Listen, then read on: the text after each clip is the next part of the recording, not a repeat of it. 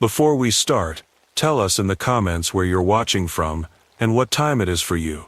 If you like what you see, share it with your friends and family too.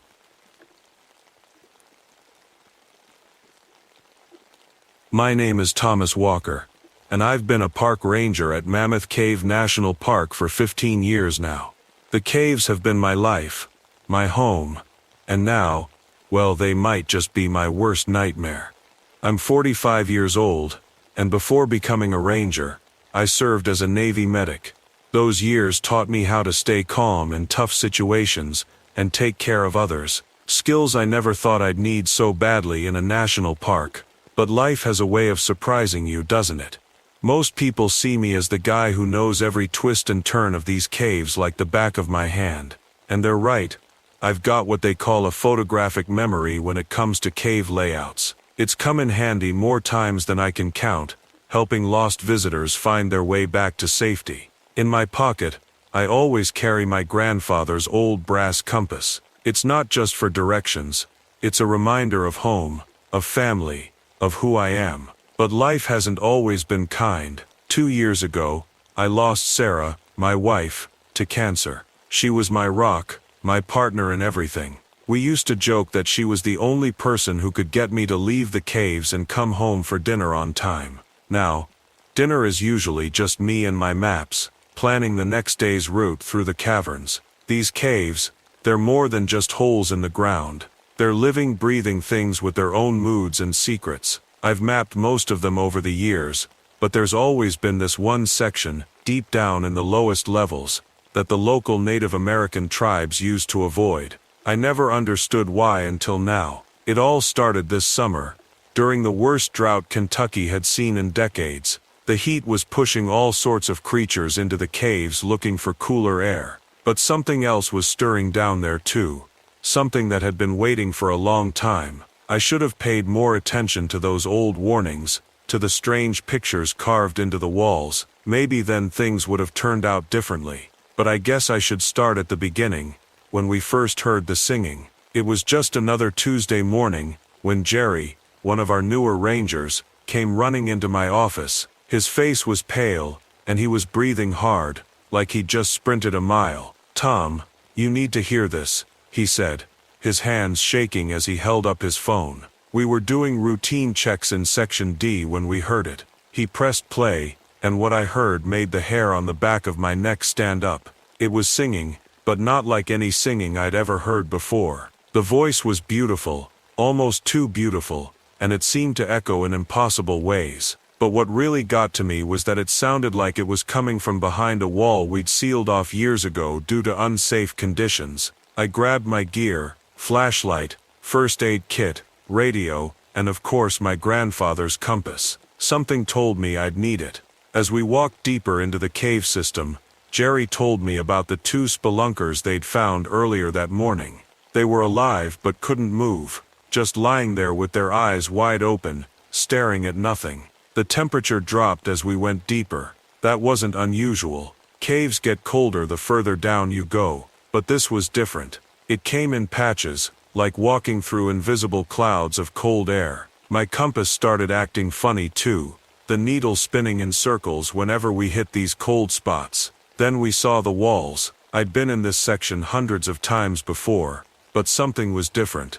The limestone formations looked almost like faces now. Sad, screaming faces. Jerry said I was imagining things, but I'd been working in these caves too long to doubt what I was seeing. We found the first hieroglyph, near the sealed entrance. It was fresh. The marks still had dust around them, like they'd just been carved. That was impossible. Nobody had been down here in weeks, and these symbols, they were like nothing I'd ever seen before. They showed figures running from something, and what looked like musical notes floating in the air. I radioed back to base to report what we'd found. The radio crackled to life, but instead of voices, we heard our own words playing back to us, backwards. Jerry wanted to leave right then, and I couldn't blame him. But I'd spent my whole life in these caves. If something was wrong down here, I needed to find out what. That's when we heard it. A voice calling my name. Not just any voice, Sarah's voice. My heart stopped. Was impossible. I'd held Sarah's hand when she passed away 2 years ago. But there it was again, clear as day, echoing through the darkness. "Tom? Where are you, Tom?" Jerry looked at me, his eyes wide. "Who's that?" I couldn't answer. My mouth had gone dry, and my hands were shaking so bad I almost dropped my flashlight. Because the voice wasn't just coming from one direction, it was coming from everywhere at once. "We need backup," I said into my radio, trying to keep my voice steady. Nothing but backwards echoes answered me. Jerry pulled out his phone, no signal. Of course not, we were too deep underground. That's when the ground shook. Just a small tremor, but enough to make us both freeze. In my 15 years here, I'd never felt an earthquake in the caves. Small rocks fell from the ceiling, clicking against the ground like rain on a tin roof. "Tom?" Sarah's voice again, closer now. "I've missed you so much." "That's not real," I whispered, more to myself than to Jerry. "It can't be real." But then I saw her.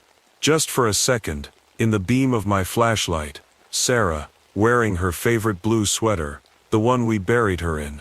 She was standing near a narrow passage I'd never seen before. Jerry grabbed my arm.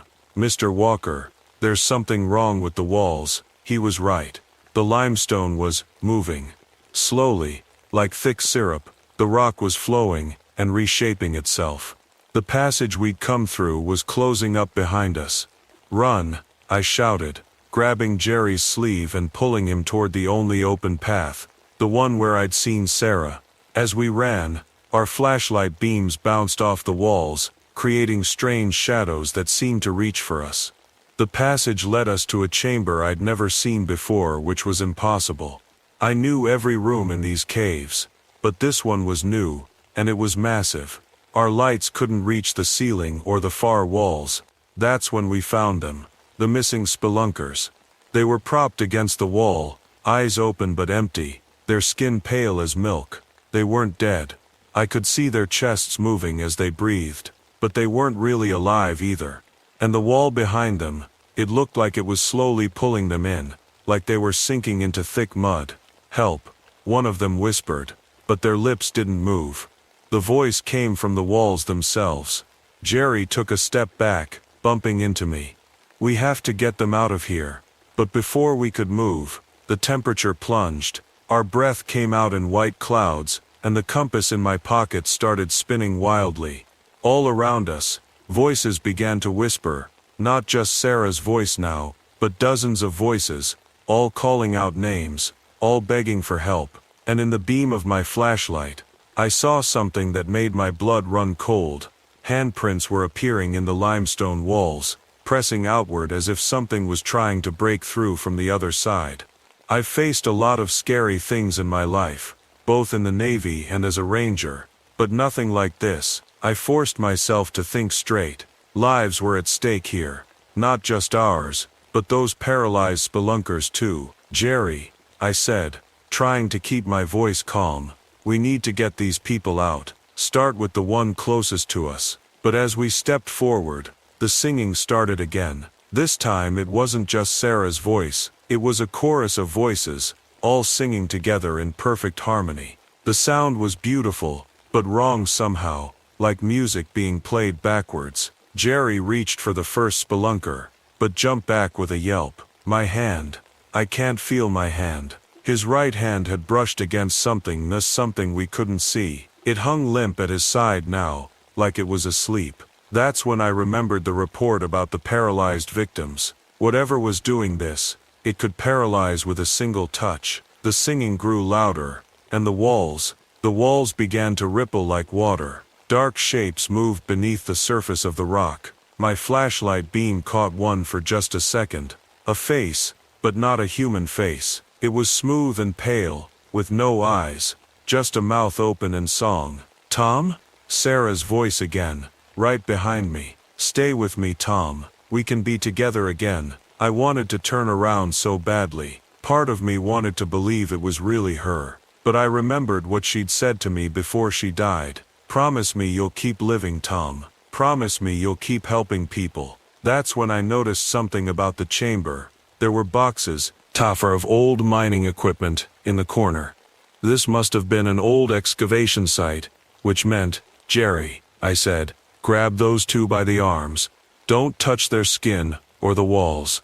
Use your jacket as a barrier. What are you going to do? His voice was shaking, but he was moving toward the spelunkers. I reached into my pack and pulled out the emergency flares. If these creatures lived in the deep dark, maybe they couldn't handle bright light. But more importantly, I remembered what the old mining signs had warned about: no open flames, methane gas pockets. The singing got louder, and more handprints appeared in the walls. The dark shapes were getting closer to the surface now. We were running out of time. When I light this flare, I told Jerry, run for the passage we came through. Stay close to me. Don't look back, no matter what you hear. I could feel something cold brushing against my neck now. The voices were everywhere, whispering, singing, begging us to stay. My compass was spinning so fast it was humming. Tom, please don't leave me again. Sarah's voice was right next to my ear. I closed my eyes for just a second. You're not Sarah, I whispered. Sarah would want me to save these people. I struck the flare. The chamber exploded with bright red light. The creatures screamed, not human screams, but high-pitched sounds like bats making echoes. The walls writhed like they were in pain. The faces in the rock twisted and tried to sink back into the stone. Now, I shouted. Jerry grabbed the spelunkers, using his jacket like I'd told him. I struck a second flare, and threw it to the far side of the chamber, where I'd seen more mining equipment. If I was right about the methane, the air itself seemed to catch fire. A wall of heat pushed us back as flames raced across the ceiling. The creatures' screams got higher and higher, until they hurt my ears. The walls started cracking, and pieces of rock fell from above. Run! I grabbed the third spelunker myself, ignoring how my left hand went numb when I accidentally touched their skin. We half carried, half dragged them toward the passage. Behind us the chamber was collapsing. The heat had set off the methane gas pockets, just like I'd hoped. But I hadn't counted on how big the explosion would be. The whole ceiling was coming down. We ran through the tunnels, carrying our paralyzed rescues, as rocks crashed down around us. The singing had turned to screeching now, and the walls were shaking. I could barely feel my left side anymore. The paralysis was spreading from my hand up my arm. There, Jerry shouted. A faint light ahead, the main passage. We stumbled toward it, lungs burning, legs aching. The cave was collapsing right behind us, and I could hear those things coming after us, their screams getting closer and closer. My left leg was going numb now too, but I forced myself to keep moving. Just a few more steps, we burst into the main passage just as the tunnel behind us caved in completely. The crash was so loud, it felt like the whole mountain was falling down. Dust filled the air, making it hard to breathe.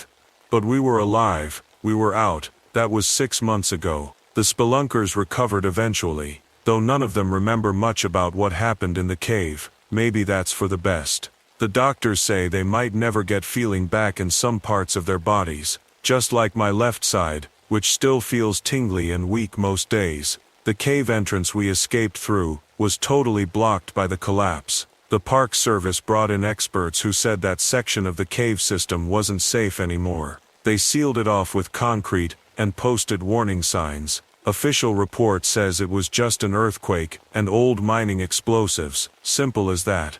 But sometimes, late at night, when I'm doing my rounds, I hear singing, echoing from deep in the ground. Jerry says he hears it too. We don't talk about it much, but we both know what it means. Some of those things survived. My grandfather's compass never worked right after that day. The needle just spins and spins whenever I get close to that sealed entrance. I keep it anyway, as a reminder that not everything in this world can be explained. I still work at Mammoth Cave. People ask me why I stayed after what happened. I tell them it's because somebody needs to be here who knows the truth. Somebody who can recognize the signs if those things ever try to come back. And sometimes, in my dreams, I hear Sarah's voice again. But it's different now. Not like in the cave. In my dreams, she's smiling. telling me she's proud that I kept my promise to keep helping people. I've started writing down everything I remember about that day. Every little detail about those creatures, just in case. Because the caves are still here, still deep and dark and full of unexplored passages. And somewhere down there, if you listen carefully on a quiet night, you might hear singing, but whatever you do, don't follow the voice.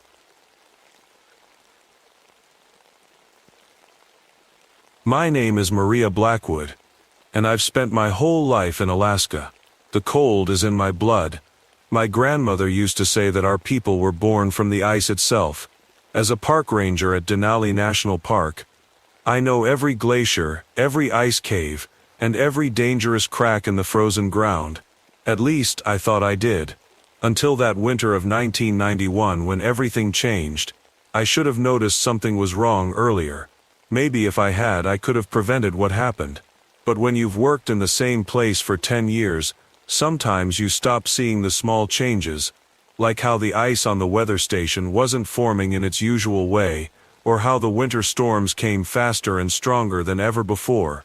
It's funny how memories work. Now, as I run my fingers through my frost-white hair, it wasn't always this color. I remember every detail of how it started. It was during the polar night, when the sun doesn't rise for months. I was doing my usual rounds, checking on our remote weather stations. The cold that day was different, sharper, more alive somehow. The kind of cold that makes your bones ache. I still miss Jack, my old partner. We lost him 2 winters ago in a rescue gone wrong. Sometimes I think about how he would have handled all this. He always said I was too serious, that I needed to laugh more, but after losing him, being serious felt safer. When you're responsible for people's lives in one of the most dangerous places on Earth, you can't afford to make mistakes. That morning, I got a call about some hikers acting strange near the Thompson Glacier. They were experienced climbers, the kind who knew what they were doing. But when I found them, they were just standing there staring at something in the ice. Their faces were covered in a thin layer of frost, but they were still breathing, still alive. Their eyes followed me as I moved. But they couldn't speak or move. I'd seen hypothermia before. I'd seen frostbite, and snow blindness, and every other way the cold can hurt you. But this was different. The ice covering them was growing, spreading like crystal vines across their skin. And in the glacier behind them, I saw something that shouldn't have been possible. Perfect geometric shapes forming in the ice, like someone had carved a giant mathematical pattern into the glacier. I didn't know it then. But that was just the beginning. I didn't know that the ice was watching us, learning from us, remembering. I didn't know that every frozen victim was feeding it more memories, making it stronger. I didn't know that the ancient stories my grandmother told me about the ice that hunts weren't just stories. But I was about to find out. The wind is picking up outside my cabin as I write this. Even now, years later, I can feel the temperature dropping in a way that most people can't. My body knows when the cold isn't natural anymore. And tonight, the cold feels wrong again. I called for help on my radio right away, but the rescue team couldn't come until the storm passed. I stayed with the frozen hikers, setting up emergency heating equipment around them. The whole time, their eyes kept watching me. They were scared, I could tell. But there was something else in their eyes too, like they were trying to warn me. That night, in my cabin, I couldn't sleep. The wind was making strange sounds, almost like whispers. I kept thinking about those perfect ice patterns I'd seen on the glacier. In all my years of climbing ice, I'd never seen anything like them. I pulled out my grandmother's old journal, remembering the stories she used to tell about the ice that lived and thought and hunted. The next morning, more reports came in. 3 of our weather stations had stopped working, completely covered in ice even though there hadn't been any precipitation. When I went to check them, I found more of those geometric patterns, spreading like a frozen spiderweb across the equipment. I took samples and photographs, but when I tried to radio them back to base, the radio froze solid in my hands. The cold seemed to come from inside it, spreading up my fingers. I dropped it just in time, watching as it turned into a block of ice. That's when I noticed the temperature gauge on my jacket. It showed -70 degrees Fahrenheit. But I wasn't feeling that cold. The air was moving strangely too, swirling in ways that didn't match the wind direction. Snow was falling upward. I heard a crack behind me, the kind of deep thundering sound glaciers make when they're moving. But glaciers don't move fast enough to see. This time, when I turned around, I watched the ice flow like water, forming towers and arches right in front of me. Inside the clear ice, I saw something dark moving. My first instinct was to run, but years of rescue work taught me that panicking gets you killed in the wilderness. Instead, I slowly backed away, keeping my eyes on the moving ice. That's when I saw the Mar people, frozen inside the glacier. But these weren't the hikers from yesterday. From their clothes they looked like they'd been there for years, maybe decades, and they were all facing the same direction, like they were looking at something, or running from something. I took out my camera again, my hands shaking a little now. The photos would be proof at least. But as I raised the camera, the ice shifted again. This time, I saw a face forming in it, not human, but something that had learned what human faces look like. The eyes opened, crystal clear and empty, and I knew it was watching me. The temperature dropped so fast, my breath turned to ice crystals before it left my mouth. I felt the cold reaching for me, trying to pull me in like it had pulled in the others. But I had one advantage. I knew this territory better than anyone. There was a hot spring cave nearby, one that stayed warm even in the deepest winter. I ran. Behind me, I heard the ice cracking and growing, chasing me across the snow. The cave entrance was half hidden behind a frozen waterfall, but I knew exactly where to find the handholds. As I climbed, I felt ice forming on my boots, trying to hold me in place, but the warm air from the cave was fighting back, creating a barrier of steam. I made it inside, just as a wave of ice crashed against the cave entrance. Through the steam and ice, I watched that face form again, watching me. But it couldn't come closer. The heat from the hot springs was too strong. That's when I realized something that made my blood run colder than any ice could. The creature wasn't just freezing things randomly. It was learning, adapting, absorbing memories from everyone it froze, and now it knew everything I knew about the park.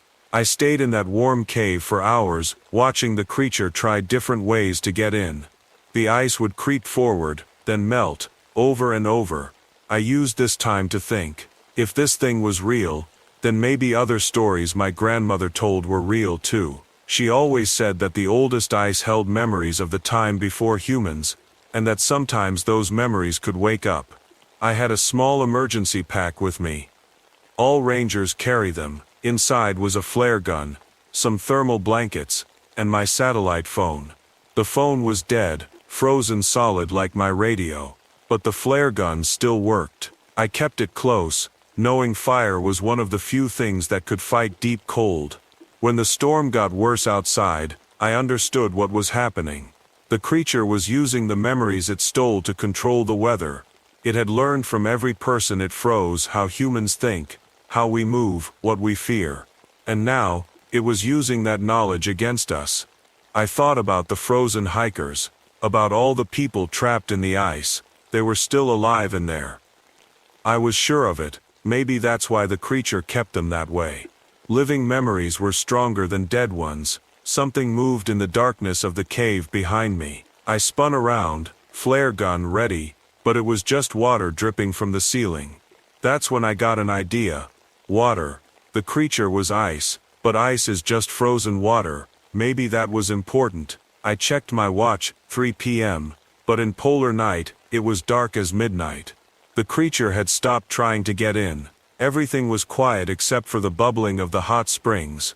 Too quiet. In Alaska, you learn that sudden silence usually means something bad is coming. I heard it before I saw it. I sound like breaking glass, but much bigger. The creature wasn't trying to come in through the entrance anymore. It was freezing the hot springs themselves, working its way up from deep underground. The cave floor cracked under my feet. Ice crystals shot up like spears, and I had to jump from one warm spot to another. The steam was getting thinner, Soon there would be no safe place left.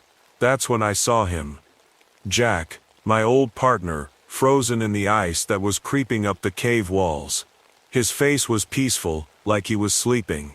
The creature was using him to distract me, trying to make me hesitate. It had learned about him from my memories. "You're not him," I whispered, and fired my flare gun straight at the ice where I saw Jack's face. The red light filled the cave, and for a moment, I saw the truth. The creature's real form was there in the ice, something ancient and huge, with patterns like frozen DNA spirals spinning through it. The flare melted a hole straight through, and the whole cave filled with steam. I ran, not toward the entrance. That's what it would expect. Instead, I ran deeper into the cave system. All caves in this area are connected, and some led to the old research station. If I could make it there, I could warn everyone.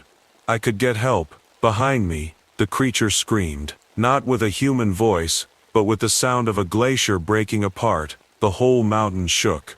Ice needles shot past me, missing by inches. The cold was so intense now that the air itself felt like it was turning solid, but I kept running, jumping over frozen pools, sliding under ice formations. Each time the creature tried to trap me, I was already somewhere else. I had spent years mapping these caves. This was my home ground. Then I saw light ahead, artificial light. The research station's emergency lights were still working. I was almost there, but so was the creature. And now it wasn't just following me. It was hurting me. I burst into the research station, slamming the heavy door behind me. The emergency lights cast a red glow over everything. The station was empty. No researchers, no staff. But something was wrong. The ice patterns I'd seen on the glacier were here too, covering the walls. I was too late. In the main lab I found the rest of the research team. They were all frozen, just like the hikers. Their eyes followed me as I moved past them. Some had their hands raised, like they were trying to point at something. Others were turned toward the computer screens, which were still on, covered in a thin layer of ice. On one screen, I saw what they'd been looking at when it happened. They'd been drilling ice cores, long tubes of ice that tell us about the past. The deepest core showed something strange, a layer of ice that was different from all the others. It was filled with those same geometric patterns I'd seen, but these were millions of years old. The creature wasn't just old, it was ancient. It had been here since before humans existed, frozen deep in the ice, waiting, and now our drilling had woken it up. A crash came from behind me. The creature was breaking through the door. I ran to the equipment room, looking for anything that could help. There were flares, climbing gear, and thank goodness thermal charges. We used them for controlled avalanches, but maybe they could do more. The temperature dropped again. Ice crept across the floor toward me, and this time it was forming into a shape I recognized. It looked like me. The creature had learned enough to copy humans perfectly now. My ice copy smiled at me, but its eyes were empty. Behind it, I saw more copies forming Meshtith, the hikers, the researchers, Jack. An army of ice people, all moving toward me. Each one was a memory the creature had stolen, turned into a weapon. I grabbed the thermal charges, and ran for the generator room. The creature was smart now. It had learned so much, but there was one thing it didn't know, one memory it didn't have. When I first started as a ranger, I helped build this station. I knew something about it that wasn't in any of the memories it had stolen. The station was built on top of an underground river. The hot springs heated it, keeping it flowing all year. If I could break through to it, I heard footsteps on ice. My own footsteps, but wrong somehow. My ice copy was following me, leading the others. They weren't running, they didn't need to hurry. Soon the whole station would be frozen. The generator room was already half frozen when I reached it. The backup generator was still running, fighting against the cold. I pulled up the floor panels, revealing the concrete foundation. Somewhere below, I could hear the river flowing. "I know why you keep them alive," I said to my ice copy as it entered the room. "You need living memories. Dead memories fade away." The copy smiled again, reaching for me with a crystal in hand. The other ice people filed in behind it, surrounding me. Through their transparent bodies, I could see the original creature moving, shifting from one to another like flowing water. But living memories can be wrong, I said, and pressed the detonator. The thermal charges exploded. The floor cracked open, and hot water burst up through the concrete. Steam filled the room instantly. The ice copies started to melt, their faces distorting. The creature screamed that glacier-breaking scream again, trying to refreeze the water, but there was too much, too hot. I felt the cold grab me as I fell, felt ice crystals forming in my hair, on my skin. The creature wasn't going to let me go. If it was going to melt, it was going to take me with it. The last thing I saw was Jack's face in the ice, smiling at me. But this time, it wasn't the creature pretending.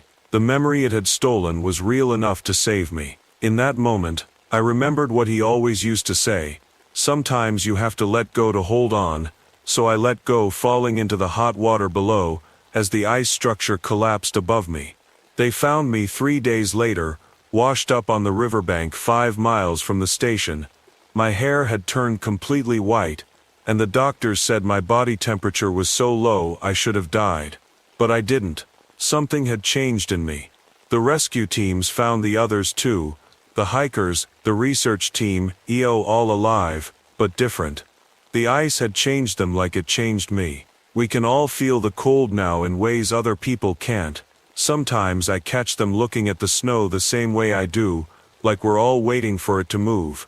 The research station was destroyed, but the damage went deeper. The underground river had carved new caves through the ice, changing the whole glacier. The government said it was a natural disaster. They closed off that part of the park, and marked it as unstable, but I know better. We all do. Last week I found one of those geometric ice patterns growing on my cabin window.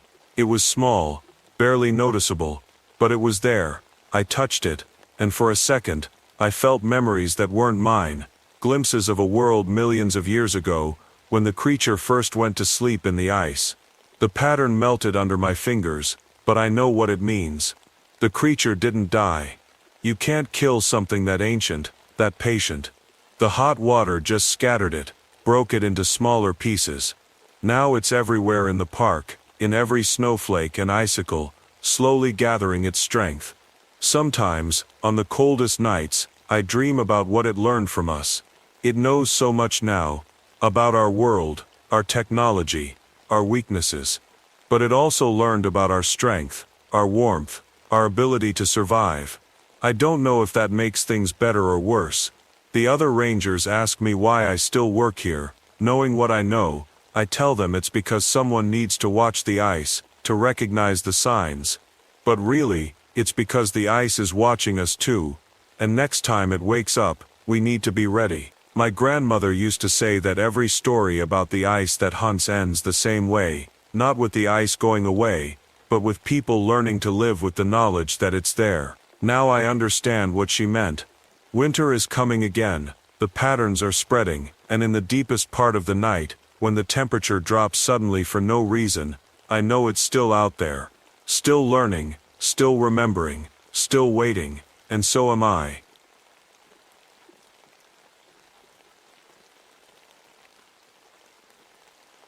My name is Catherine Reynolds, but everyone calls me Kate. I'm a park ranger at Olympic National Park in Washington State, and I've seen things in these woods that most people wouldn't believe. Before I tell you what happened last month, you should know that I've spent my whole life in these forests. I grew up climbing these trees, tracking animals, and taking pictures of everything that moved. That's actually how I started. I was a wildlife photographer before becoming a ranger. The forests here are ancient. Some of these trees were already giants when Columbus sailed across the ocean. I know every trail, every stream, and every clearing in my section of the park. Or at least, I thought I did, until the fog came. It started with the rain, not our usual Washington drizzle, but real heavy rain that didn't stop for weeks. The old-timers said they'd never seen anything like it. The forest floor turned into a soggy mess, and mushrooms started popping up everywhere. But these weren't your normal mushrooms. Some of them glowed in the dark, giving off this weird bluish light that made the forest look like something from another planet. Then people started going missing. The first was a hiker named Mike Chen. His hiking buddy said they got separated when the fog rolled in, thick white fog that seemed to move in ways fog shouldn't. When they found Mike 3 days later, he was different. He was alive, but it was like nobody was home inside his head. The doctors couldn't explain it. They said his brain just stopped working, even though his body was fine. That hit close to home for me. See, 12 years ago, I lost my brother Tom to a mountain lion attack. I was with him that day, and I couldn't save him. I was supposed to be the expert tracker, the one who knew the woods, but I failed him.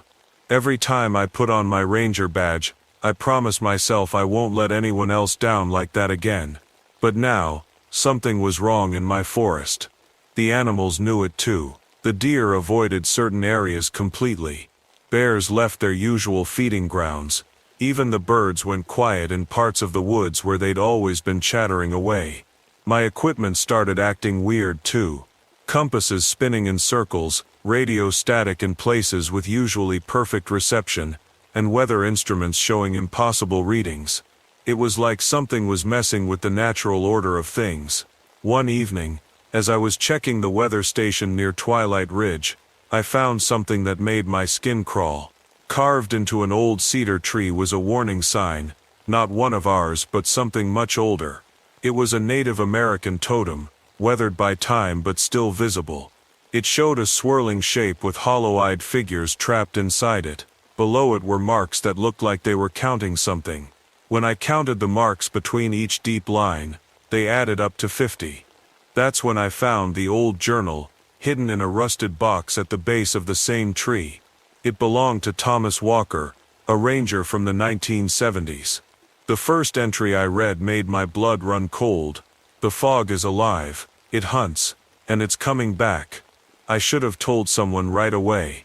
Should have called in the experts. But something told me this was my responsibility. Maybe it was guilt over Tom, or maybe it was just stubbornness. Either way, I decided to figure out what was happening in my forest. I didn't know it then, but I was about to face something that would make a mountain lion look like a house cat. Something that had been hiding in these woods for longer than anyone could remember. Something that was about to turn my world upside down. And the fog was getting thicker every day. I spent that night reading Ranger Walker's journal. Every few pages, my flashlight would flicker, but I kept reading. The more I read, the more my hands shook. Walker had seen the same things 50 years ago, the glowing mushrooms, the strange fog, and people found wandering around with empty minds. The next morning, I went to check on the latest missing person report. Sarah Martinez, a college student, had disappeared while camping with friends. They said the same thing. The fog came, and she was just gone.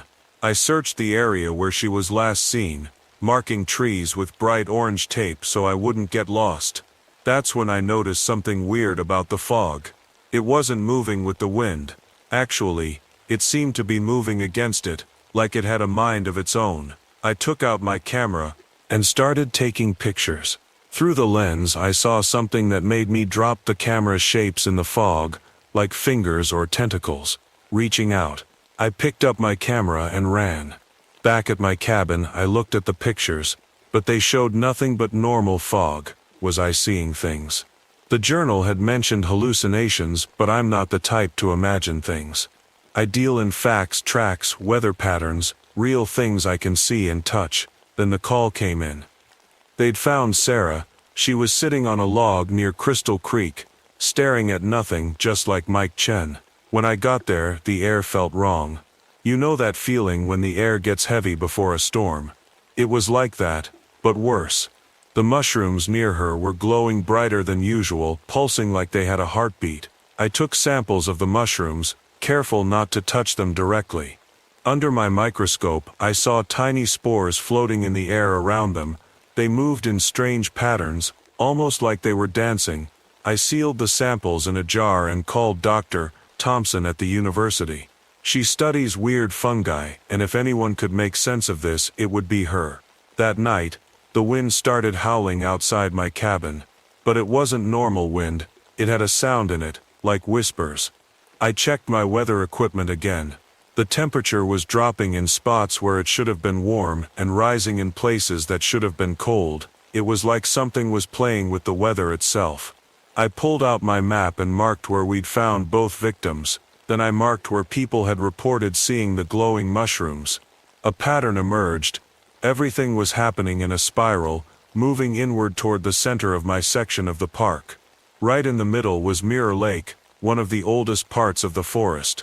The journal mentioned Mirror Lake too. 50 years ago, that's where Walker saw something. The pages describing it were water damaged and hard to read, but one line was clear. It uses the fog like we use our hands. I knew I had to go to Mirror Lake. But first, I needed to understand what I was dealing with. I drove out to the local tribal cultural center to learn more about the totem I'd found.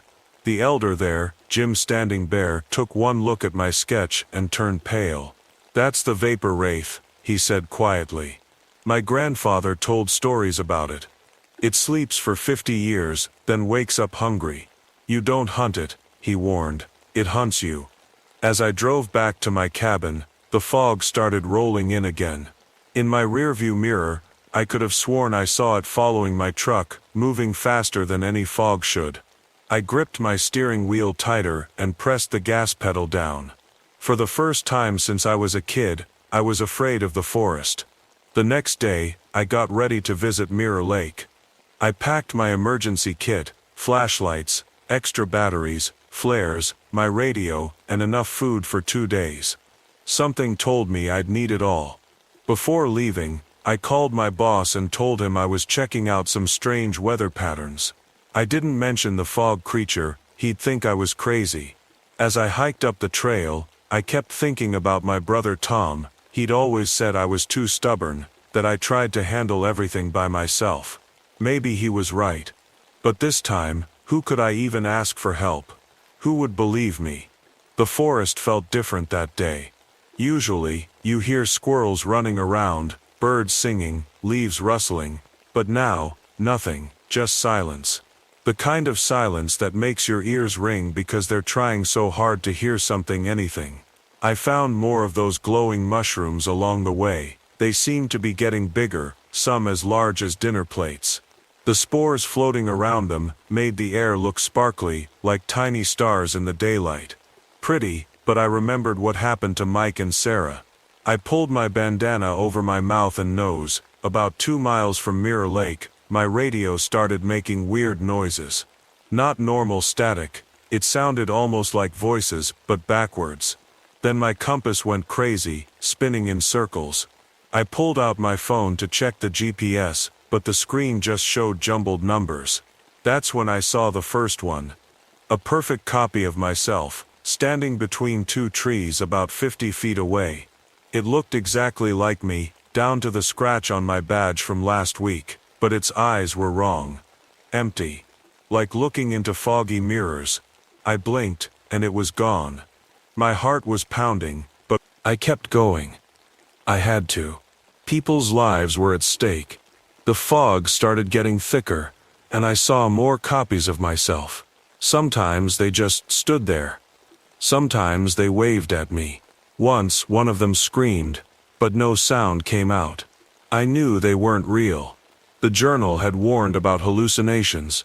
The spores must have been getting to me, even through my bandana. I focused on the ground, following my own footprints. That was real. That was something I could trust. Finally, I reached Mirror Lake, except it wasn't a lake anymore. The fog was so thick over the water that it looked like a solid white wall. The air felt heavy and wet, making it hard to breathe. The glowing mushrooms here were enormous, some bigger than me, and they were all pulsing with light in the same rhythm, like they were connected to something. I heard movement in the fog, not the wind. Something big, something alive. Then I saw it. Parts of the fog began to darken and take shape. First looking like shadows, then becoming more solid. It was like watching ink drop into water, but in reverse. The shapes twisted and stretched, forming what looked like arms or maybe tentacles. They moved with purpose, with intelligence. I reached for my camera with shaking hands. I had to document this. People needed to know what was happening in these woods. That's when I heard someone calling for help. The voice sounded young and scared. It was coming from somewhere in the fog wall over the lake. My mind flashed back to my brother Tom, to that moment when he called for my help, and I couldn't reach him in time. Not again. Not on my watch. I pulled out my flashlight and stepped closer to the lake. The beam barely cut through the fog, but I saw something moving about 30 feet ahead. A figure. Small. Maybe a child. "Hello," I called out. "This is Park Ranger Reynolds. Stay where you are. I'm coming to help." I took another step forward, and that's when everything went wrong. The fog around me suddenly moved like it was alive.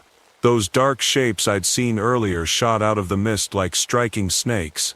I jumped back, stumbling over a root, and dropped my flashlight. It rolled away, the beam spinning crazily through the fog. More voices started calling from different directions. Children, adults, even my brother Tom's voice. All calling for help, all trying to make me come deeper into the fog. But I remembered the journal's warning. It tricks you, makes you hear things, see things. Don't trust anything in the fog. The dark shapes were getting closer, more solid. Where they touched the ground, those glowing mushrooms sprouted instantly, pulsing with blue light. I could feel my head getting fuzzy from all the spores in the air.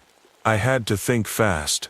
Then I remembered something from my wildlife photography days. Fog is just tiny water droplets in the air. Water evaporates with heat, and I had emergency flares in my pack. I grabbed a flare and lit it. The bright red light cut through the fog like a knife, and the nearest dark shapes pulled back. They didn't like the heat, but I only had 3 flares, and they wouldn't last long. Looking around, I spotted some dead branches under a nearby tree.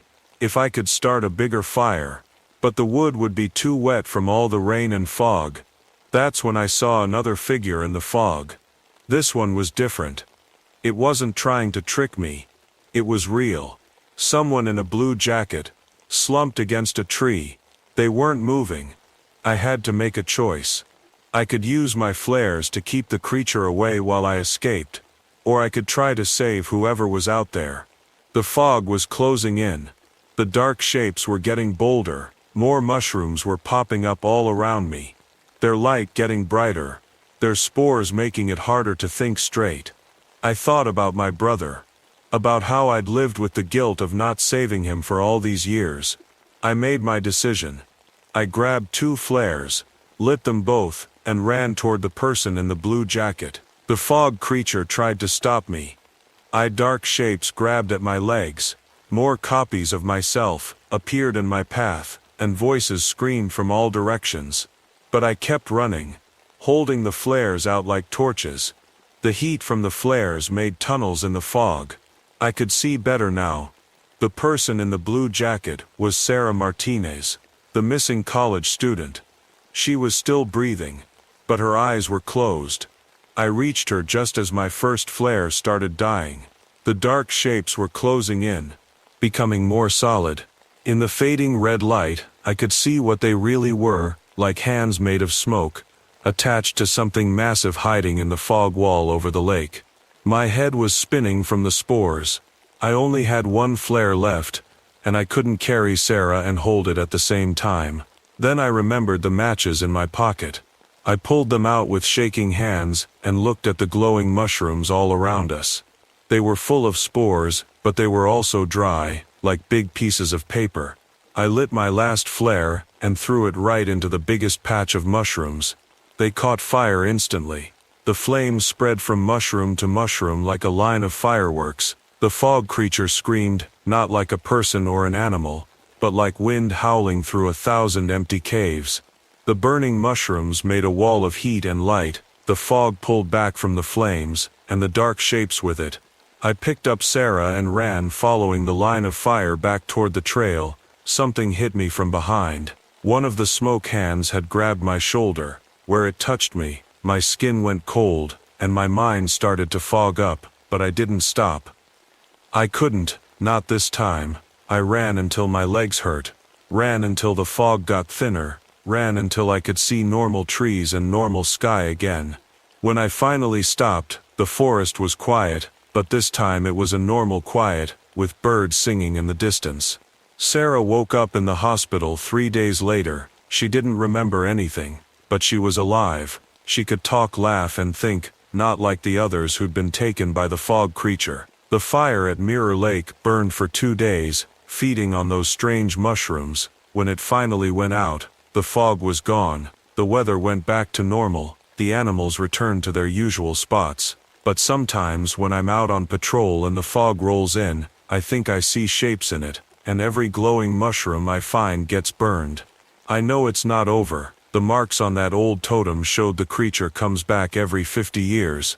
I won't be here for the next time, but I've written everything down in my own journal. I've hidden it in the same place I found Walker's journal, with a warning carved above it. Maybe next time, whoever finds it will be better prepared. But at least now I know the truth. Sometimes you can't fight the darkness alone. Sometimes the bravest thing isn't trying to be the hero but making sure others are ready for the fight ahead.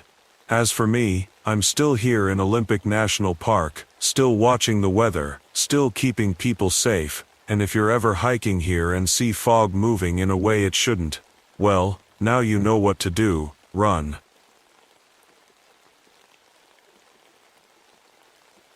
My name is David Harrison, and I've been a park ranger at Yellowstone for almost 8 years now.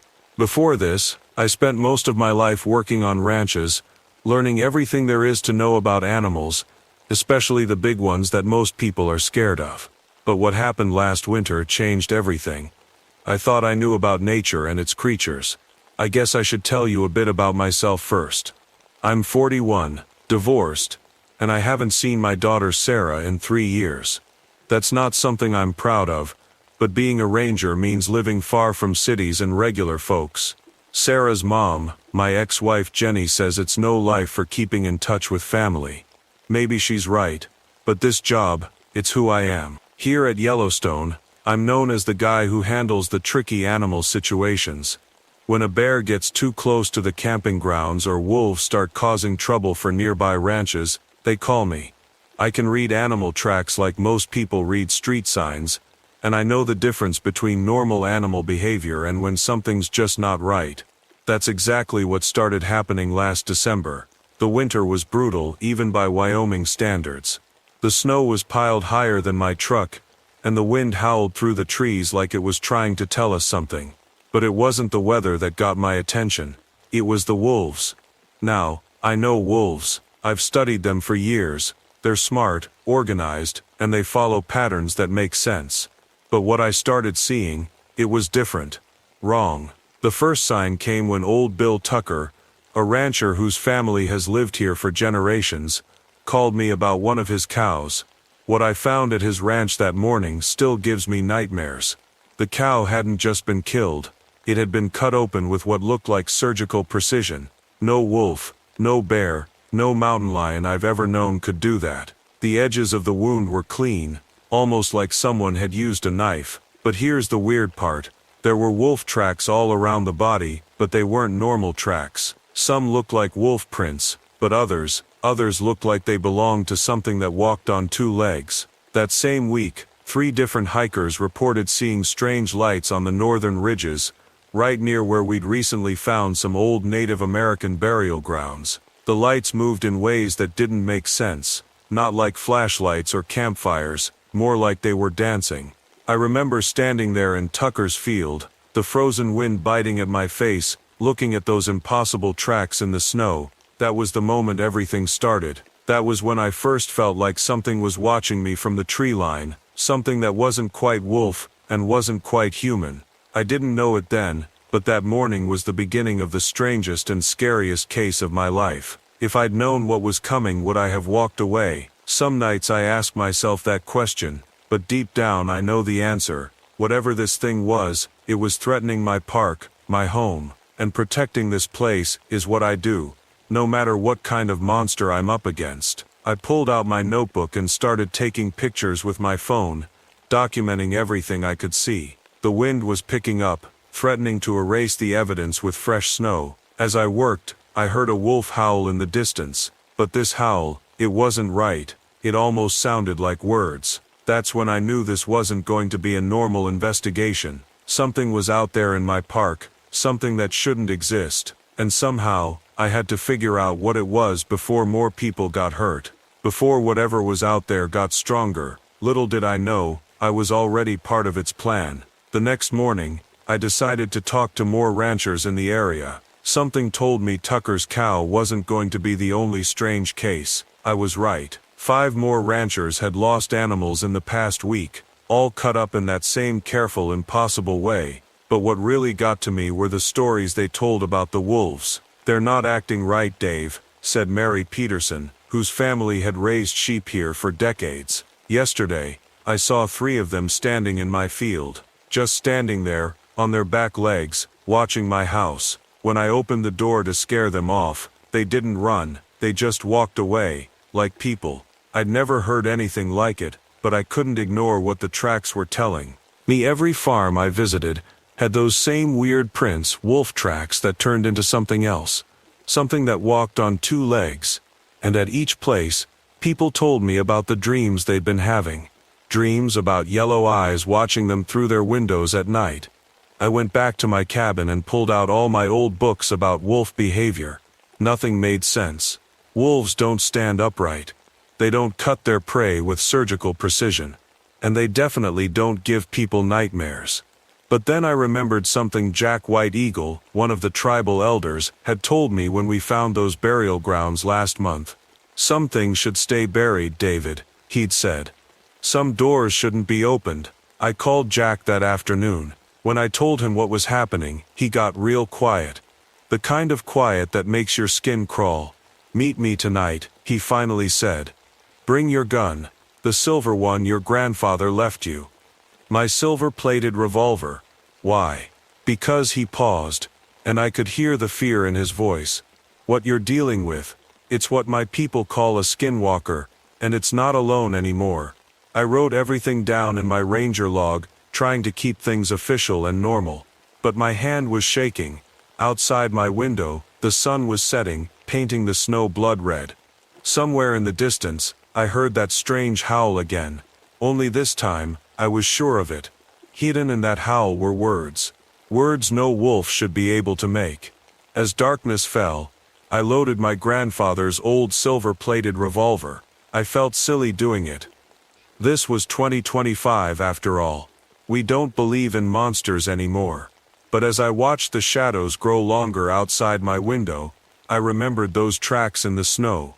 Those impossible tracks that showed something changing from wolf to human, step by step. I got in my truck and headed for Jack's place. The whole way there, I couldn't shake the feeling that something was following me. Every time I checked my mirrors, I caught glimpses of shadows moving through the trees alongside the road, shadows that ran on 4 legs, then 2, then 4 again. What scared me most wasn't the shadows though. It was the fact that with each passing minute, they were starting to look more and more familiar, like something I'd seen in my own dreams. Jack was waiting for me on his porch when I pulled up. His face looked older than I'd ever seen it, lit only by the dim yellow light from his window. Without a word, he motioned me inside and closed all his curtains. "First you need to understand what we're dealing with," he said, sitting down at his kitchen table. "A skinwalker isn't just a person who can turn into an animal. It's something that can steal pieces of your soul just by looking into your eyes." He told me about the burial grounds we'd found.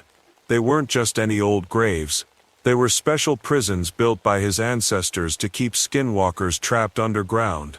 But when the construction crews had started digging last month, they'd broken the sacred circles that kept the spirits locked away. "But here's what worries me most, David," Jack said, his hands wrapped around a cup of coffee that had gone cold. "Skinwalkers don't usually work with normal wolves. But this one, it's different. Stronger. It's becoming an alpha, building a pack, and not just with wolves. What do you mean? I asked, though I had a feeling I knew what he was going to say. Those missing hunters we found last week, the ones who couldn't remember what happened to them, they've been marked, changed.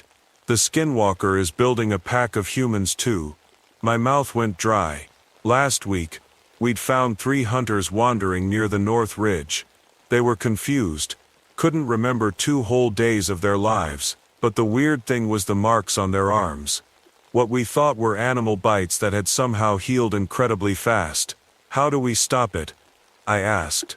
Jack pulled out an old leather bag. Inside were bullets. My bullets from the silver-plated revolver. But they looked different now. Each one had strange marks carved into them, and they seemed to glow faintly in the dim light. I blessed these while the moon was dark, he said. Silver hurts them, but blessed silver can kill them. But David, he grabbed my arm. You have to destroy its human form, that's the key. The Skinwalker has a real body somewhere, someone who looks just like anyone else. Find that, and the rest of the pack might be saved. Suddenly, a wolf howled right outside Jack's house. But this howl, it sounded like laughter. We both froze. More howls joined in, surrounding us. Through a gap in the curtains, I saw them, at least 10 sets of eyes shining in the darkness. Some were low to the ground, like normal wolves.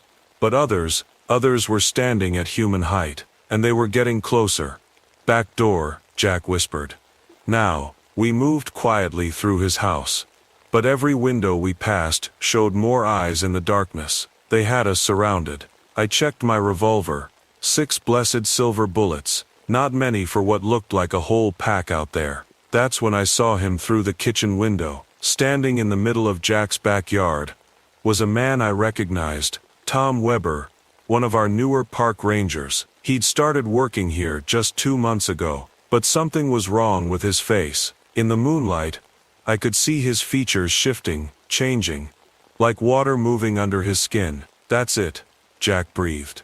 That's the Skinwalker's human form. Before we could move, Tom's face split into a terrible smile. His teeth were too long, too sharp. Then he threw back his head and made that horrible howl laugh again. The sound made my bones feel like ice. The windows exploded all at once. Glass flew everywhere as wolves crashed into the house. But these weren't normal wolves.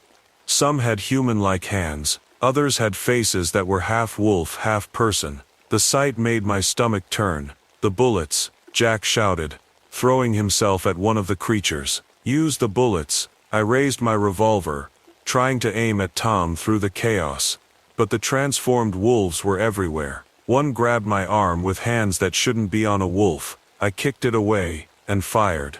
The blessed silver bullet hit it in the chest, and the creature screamed, a sound that was half howl, half human cry. It fell back, its body changing, turning back into, oh God, I recognized him. It was one of the missing hunters. They're people, I yelled to Jack. The wolves, they're the missing people. Save your bullets for the alpha, Jack yelled back, swinging a baseball bat at another creature. He's the one controlling them. I turned back to the window where I'd seen Tom, but he was gone. Then I heard something on the roof. Footsteps that started as 4 legs and changed to 2. The whole house shook as something big landed on the back porch. In the doorway stood Tom. But he wasn't Tom anymore. He was halfway between man and wolf, his skin rippling with black fur, his face stretched into a wolf's muzzle. But his eyes were still human, and they were looking right at me. Hello, David, he said, his voice a growl that shouldn't have been able to form words. I've been waiting so long to meet you properly. You're going to make such a perfect addition to my pack. I aimed my revolver at his chest, trying to keep my hand steady. Don't move, Tom, or whatever you are. He laughed that horrible laugh again. Tom Weber hasn't existed for months. I killed him and took his shape the day he arrived at the park, just like I'm going to take yours. He moved faster than anything I've ever seen. 1 second he was in the doorway, the next he was right in front of me. His clawed hand knocked the gun from my grip. I felt his hot breath on my face as he grabbed my throat. "Look into my eyes, David," he growled.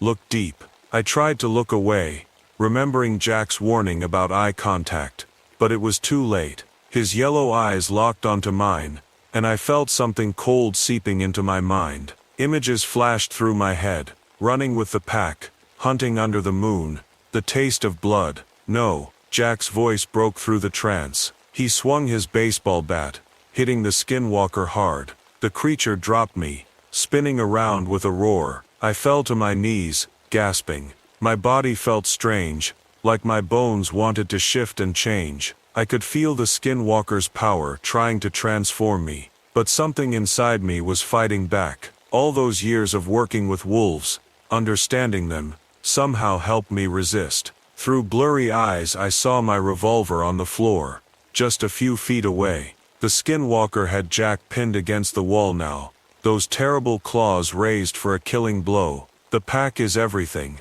the creature was saying. "Humans are weak, alone. We are strong together. We are family. Family." The word hit me hard. I thought of Sarah, my daughter, who I hadn't seen in 3 years. I thought of how I'd let my job keep me from being there for her. The skinwalker was wrong. Being human didn't make us weak. Being human meant having choices. I lunged for the gun, my fingers wrapped around the handle just as a sharp pain shot through my leg. One of the half-transformed wolves had bitten me. The pain was like fire spreading up from the bite, and I could feel something trying to change inside me. But I had to focus, had to finish this. I rolled onto my back, raising the revolver. The skinwalker dropped Jack and turned to me, his twisted face showing those 2 sharp teeth in a smile. "You're already changing," he said. "I can feel it. The bite will turn you, and then you'll understand. You'll be part of something bigger." My hands were shaking. The fire from the bite was spreading through my whole body now, but I remembered what Jack had said: destroy the human form. Looking at the creature in front of me, I could still see traces of Tom Weber in its face. That was the key. "You're wrong," I said through gritted teeth. "Being human isn't about being alone. It's about choosing who your real family is." I pulled the trigger. The blessed silver bullet hit him right in the chest. The skinwalker's scream was like nothing I'd ever heard. Part wolf, part human, and part something much older and darker. His body started to change rapidly, shifting between wolf and human, and something in between, like a film running too fast. Then something amazing happened. All around us, the other wolves, the transformed humans, started changing back. The skinwalker's power over them was breaking. I could see their faces returning to normal, the wolf features melting away. They looked confused, scared, but human again. The skinwalker made one last try to reach me, his clawed hand stretching out, but his body was dissolving like smoke in the wind. In his yellow eyes, I saw a flash of fear before they too faded away into nothing. The silence that followed was deafening. My leg was still on fire from the bite, but the strange feeling of changing had stopped. Jack helped me sit up, looking at the bite mark with worried eyes. "You okay?" he asked. I nodded, though I wasn't entirely sure. The others, all around us, the transformed people, were helping each other up. They looked dazed but normal. The skinwalker's death had freed them completely, but I could see in their eyes that they remembered everything, just like I would always remember. "The bite," I said to Jack. "Am I going to?" Jack examined my leg again and smiled slightly. "The mark's already fading. Looks like you fought it off, though you might want to keep an eye on yourself during full moons, just to be sure."